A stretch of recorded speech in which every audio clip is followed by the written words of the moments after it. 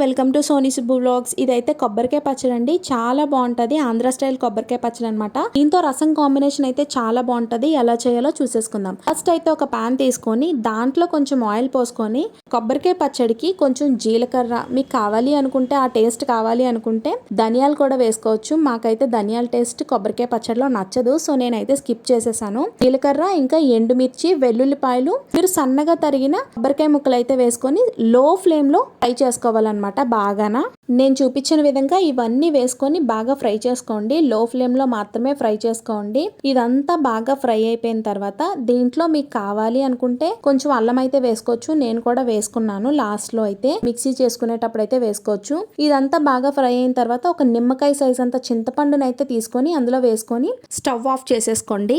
చింతపండు ఎందుకు అంటే మనకి పుల్ల పుల్లగా చాలా టేస్టీగా ఉంటుంది అనమాట. కొబ్బరికాయ పచ్చడికి కారం కారంగా పుల్ల పుల్లగా.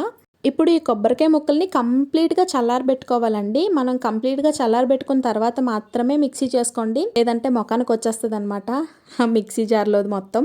నేను చెప్పాను కదండి ముందే, లాస్ట్లో వేసుకున్నాను అల్లం ఇంకా వెల్లుల్లి గుడ్లు అని చెప్పేసి. వెల్లుల్లి గుడ్లు అయితే ముందే వేసాను మధ్యలో. ఇప్పుడైతే అల్లం ఇంకా చింతపండు అయితే వేసుకొని స్టవ్ ఆఫ్ చేసేసుకున్నాను. దీన్ని అంతటిని చక్కగా చల్లారబెట్టేసుకున్న తర్వాత మిక్సీ జార్లో వేసుకొని మంచిగా మిక్సీ పట్టేసుకోవాలండి. బరకగా మిక్సీ పట్టుకోండి, బాగా మెత్తగా పట్టేసుకోవద్దు. మనకి తింటుంటే అక్కడక్కడ పంటికి తగులుతూ ఉంటది అనమాట కొబ్బరికాయ. అప్పుడు మనకి చాలా మంచి టేస్ట్ వస్తుంది. ఇప్పుడు మిక్సీ చేసుకునేటప్పుడే మనకి సాల్ట్ కూడా ఎంత సరిపోతుంది అనేది వేసుకొని, సాల్ట్ సరిపోకపోతే సెట్ చేసుకుంటూ మిక్సీ చేసుకోండి. ఎక్కువ వాటర్ వేయొద్దు, వాటర్ కూడా తక్కువ వేసుకొని మిక్సీ చేసుకోండి. ఇప్పుడు ఈ పచ్చడికి అయితే మనం పోపు పెట్టేసుకుందాము. ఆవాలు, జీలకర్ర, శనగపప్పు, మినపప్పు, ఎండుమిర్చి, కరివేపాకు ఇవన్నీ వేసుకొని బాగా ఫ్రై అయిన తర్వాత ఈ కొబ్బరికాయ పచ్చడిలో అయితే వేసేయడమే.